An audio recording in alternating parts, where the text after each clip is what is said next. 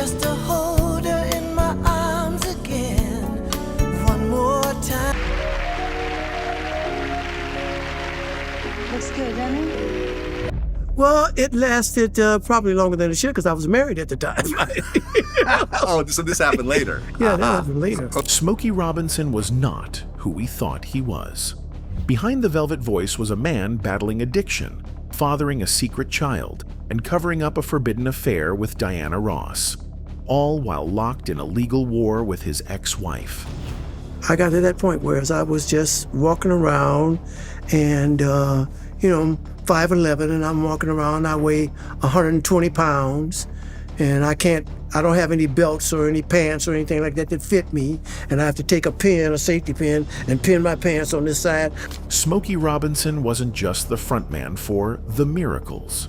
He was a man unraveling under the spotlight, watching friends die one by one, and fighting to keep control of the songs that made him famous. I didn't know, especially this soon, that I was going to be having to say goodbye to you or farewell or whatever. We've seen everybody, all the people that I mentioned earlier, pass on and go. And the more he tried to move on, the more his past came crashing back. In courtrooms, in interviews, and in confessions he couldn't outrun. My youngest son was born, and I had to eventually tell her. So she put me out. So I don't blame her. I mean, but anyway. Yeah, I mean, most women don't. Yeah. That's usually the line where most women draw. So I was going through a lot of stuff at that time, and I didn't realize it at the time. So who is the person behind the smile of Motown's most legendary voice? Long before Smokey Robinson was writing hits for the world, he was just a skinny kid in a city that swallowed boys whole. He lived in a crowded home with 11 people, some cousins, some siblings, some just there. Privacy didn't exist. If you could breathe, you could share a bed. Detroit was a minefield, littered with broken promises, jukebox dreams, and heroin in alleyways. But Smokey wasn't built for the streets. He was built for melodies. And by 17, he'd already written over 100 songs, none recorded, all memorized. He formed The Miracles, not with record deals in mind, but survival. Music was their way out, each harmony a step away from hunger.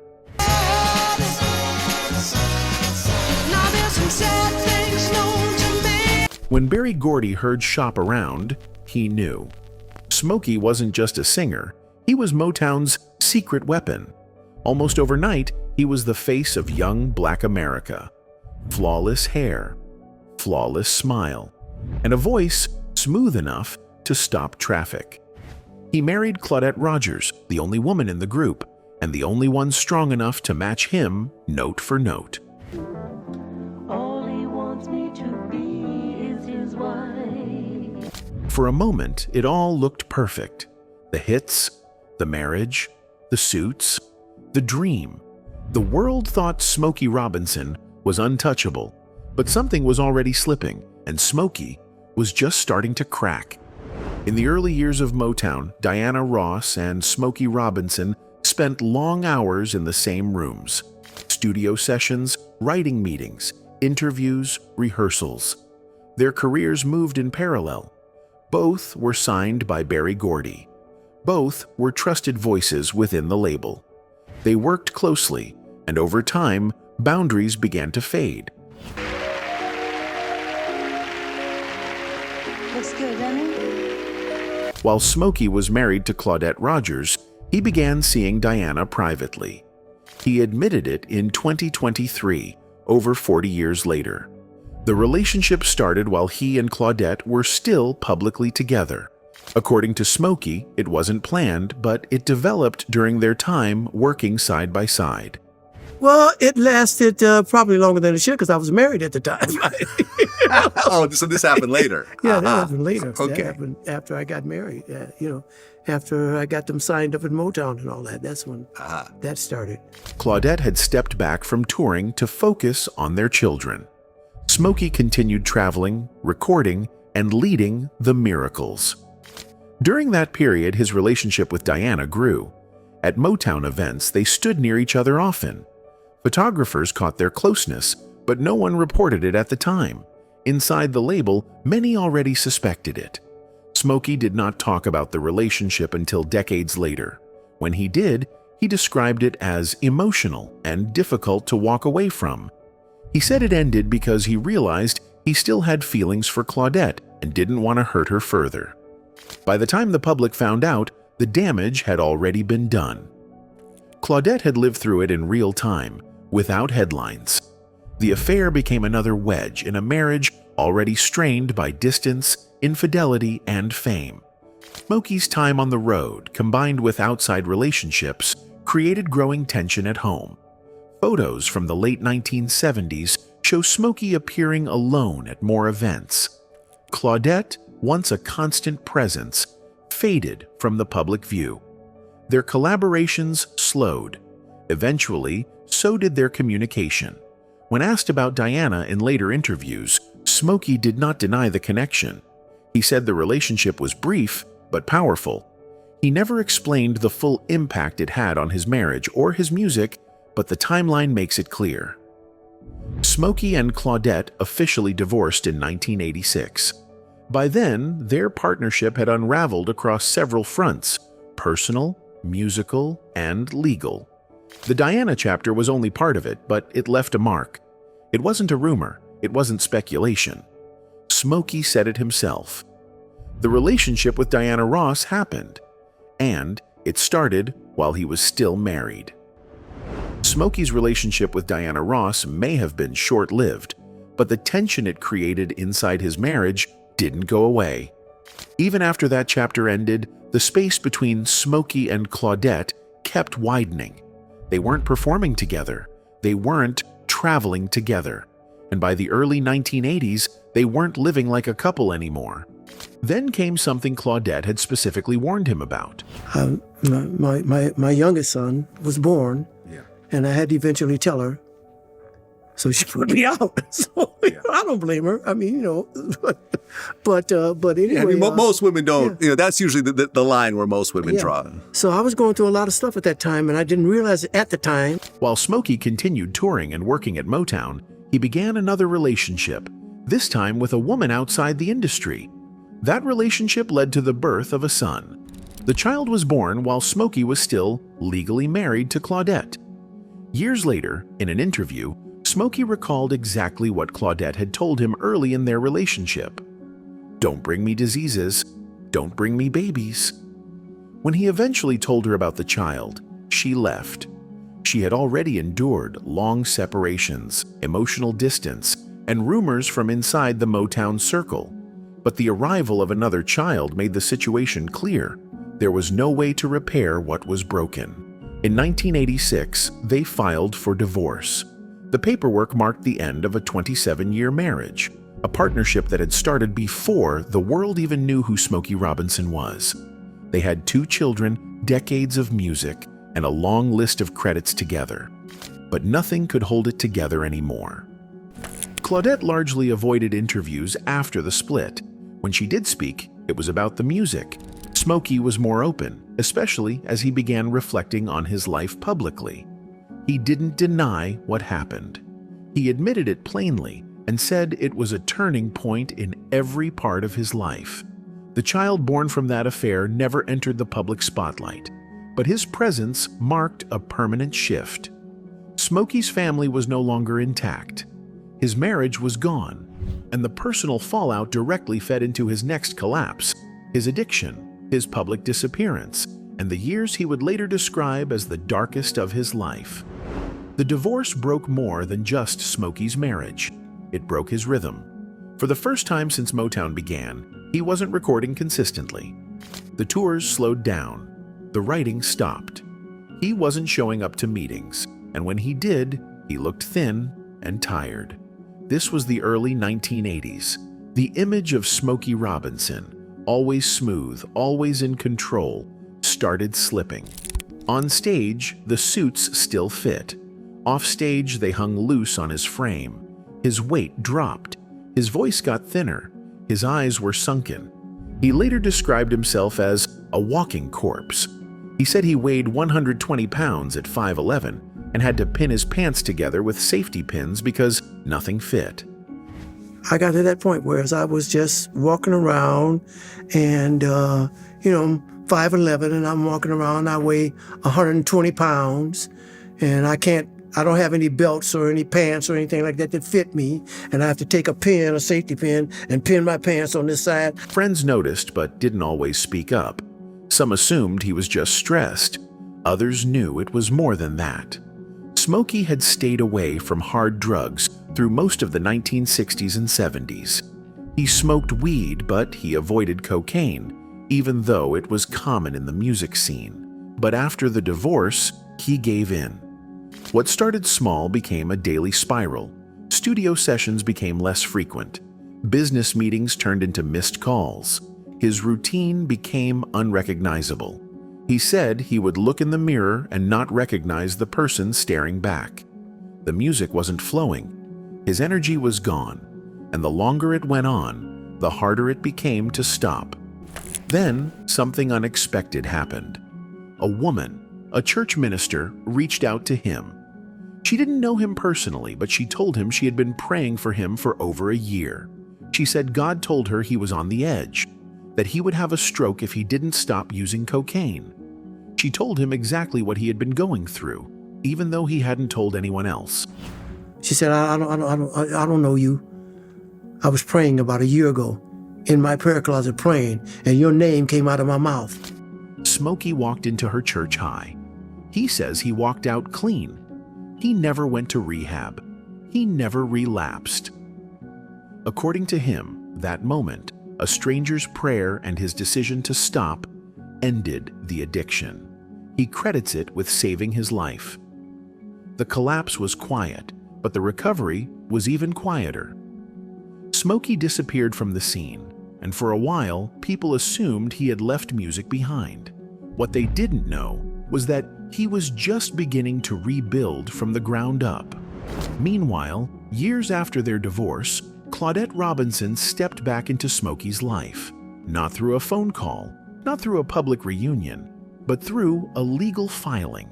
In 2014, she sued Smokey over ownership of the songs he had written during their marriage. The lawsuit focused on copyrights that Smokey had successfully reclaimed using a provision from the 1976 Copyright Act, a law that allowed artists to recover rights they had signed away early in their careers, often under exploitative terms.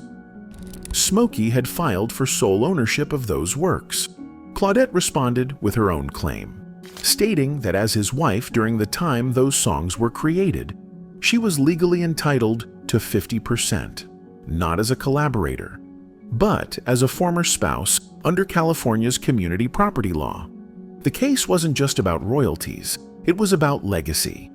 Claudette argued that the hits Smokey was now reclaiming had been written while they were married, when both were part of the Miracles. She had given up her own career to stay home and raise their children. And now, decades later, she was being shut out of what she considered part of their shared creative output. The court filings revealed more than a business dispute. They outlined years of tension, blurred financial boundaries, and a breakdown in communication that never fully healed after their divorce. Claudette's legal team accused Smokey of breaching a 1989 settlement agreement, one that, according to her, required him to protect her financial interests tied to their past work. She also alleged constructive fraud, breach of fiduciary duty, and anticipatory breach of contract, claims that suggested Smokey had acted not just selfishly, but unlawfully. Smokey's legal team fired back. His attorneys cited the language of the Copyright Act, arguing that recaptured rights belonged solely to the author, not to spouses, business partners, or former collaborators. They said the law didn't allow him to transfer those rights even if he wanted to, and they argued that Claudette's legal notice was jeopardizing new business deals involving his recovered catalog. The case raised a larger question for the music industry. When an artist takes back control of their work, does a former spouse have a claim to it if the songs were written during the marriage? There was no final public judgment that resolved the issue completely. The battle over song rights with Claudette Robinson wasn't just about contracts. It raised a bigger question. Who actually shaped Smokey Robinson's career? Who deserved to be remembered with him? That same debate had already played out on the national stage in 1987, when the Rock and Roll Hall of Fame made a decision that stunned fans and insiders alike. To be inducted into the Rock and Roll Hall of Fame with all these wonderful artists who have been inducted into it for the past couple of years, people who growing up I absolutely idolized, like Clyde McPhatter and Jackie Wilson, Sam Cooke, and those people, is an unbelievable dream. That year, Smokey was inducted as a solo artist. He walked across the stage in Cleveland to accept one of music's highest honors. The crowd applauded, the industry celebrated. The headlines focused on his voice, his hits, and his influence on generations of R&B artists. But behind the scenes, people were asking one question. Where were the Miracles? Ronnie White, Pete Moore, Bobby Rogers, Claudette Robinson. These weren't backup singers. They were co-founders, co-writers, touring partners. They stood beside Smokey through the early Motown years when the label was still headquartered in a Detroit house with a hand-painted sign out front. They helped shape the group's sound, one that blended doo-wop, gospel, and romantic pop into something brand new. Together, they made history.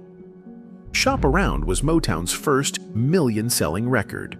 You've Really Got a Hold on Me, Mickey's Monkey, and Going to a Go-Go became foundational tracks.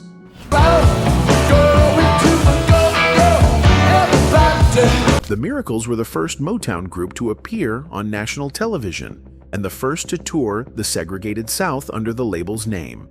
Yet when the Rock and Roll Hall of Fame made their announcement, only Smokey's name was listed. There was no group induction, no shared speech, no plaque for the others. The backlash was immediate. Fans called it a betrayal. Journalists called it a mistake. Music historians pointed out that Smokey had never charted solo until long after his work with The Miracles had already made him a star. The other group members didn't respond with public outrage, but their disappointment was clear. Pete Moore and Bobby Rogers both spoke about feeling erased. Claudette Robinson, the only woman in the group and Smokey's former wife, had already been battling for recognition in court. Now she and her bandmates were being left out of history again. This time, by one of the most prestigious institutions in music. Smokey never made a strong public statement about the omission. He didn't object to the solo induction or push for the group to be honored alongside him. Some believed he had no control over the decision. Others felt he should have said more. Either way, the moment passed. It wasn't until 2012 that the Hall of Fame corrected the decision. The Miracles were formally inducted, 24 years late, and with Smokey Robinson present at the ceremony. Working and advocating this for many years, I've always felt as though the Miracles should be in the Rock and Roll Hall of Fame. Of course, they inducted me on the second induction, and I was surprised about that. It's a great honor. By then, Bobby Rogers had passed away. Claudette was left to represent the group, finally receiving the recognition many believed they had always deserved. The Hall of Fame plaque was updated, but for fans who remembered the original 1987 induction, the damage had already been done. The moment they should have shared as a group had come and gone, and it was never fully repaired. After the Miracles were finally inducted into the Hall of Fame, decades late and without all the original members, it became harder to ignore how much Smokey Robinson had lost. He had outlived nearly everyone who stood beside him in the early days. Marvin Gaye was the closest loss. Smokey and Marvin weren't just label mates. They were friends in the truest sense. They saw each other almost every day during the Motown years. Smokey was the one Marvin would call late at night to play a new melody over the phone. When Marvin started experimenting with more personal songwriting, the kind that led to What's Going On, Smokey was one of the few who encouraged him. He believed in Marvin's shift before most others did. Then, in 1984, Marvin was shot and killed by his own father. The news broke one day before Marvin's 45th birthday. Smokey was in shock, but Marvin wasn't the first. Sam Cooke was killed back in 1964. Smokey admired him, not just for his voice, but for the way he owned his publishing and stood up for himself in an industry that rarely protected black artists. Sam's death was violent and sudden.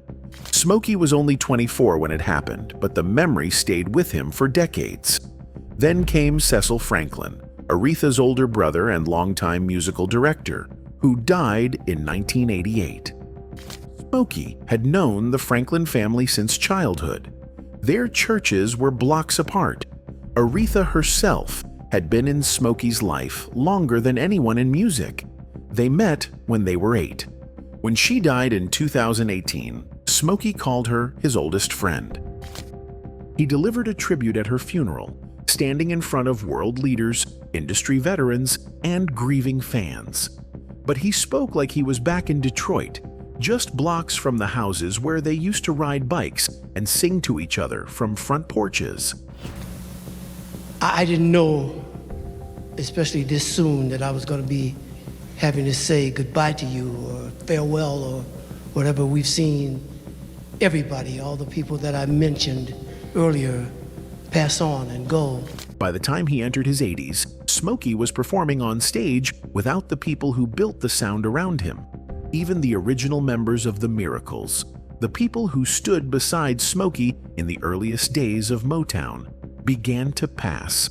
Bobby Rogers, known for his sharp harmonies and stage presence, died in 2013 at the age of 73. He had been there since day one, co-writing hits and touring the world with Smokey. 4 years later, in 2017, Pete Moore, the group's bass singer and vocal arranger, also passed away. Moore had co-written classics like Ooh Baby Baby and The Tracks of My Tears. Their deaths left Smokey as one of the last surviving voices of that original era. The dressing rooms were quieter, the memorials were more frequent, the music kept going, but the friends were gone, and Smokey had to keep singing alone. Then came the pandemic. In 2020, Smokey Robinson was 80 years old. He had survived lawsuits, addiction, divorce, and the deaths of nearly everyone who'd been there at the beginning. But nothing stopped him like COVID-19. He caught the virus during its most dangerous wave. At first, he thought it was just fatigue. Then, he couldn't breathe. His oxygen levels dropped.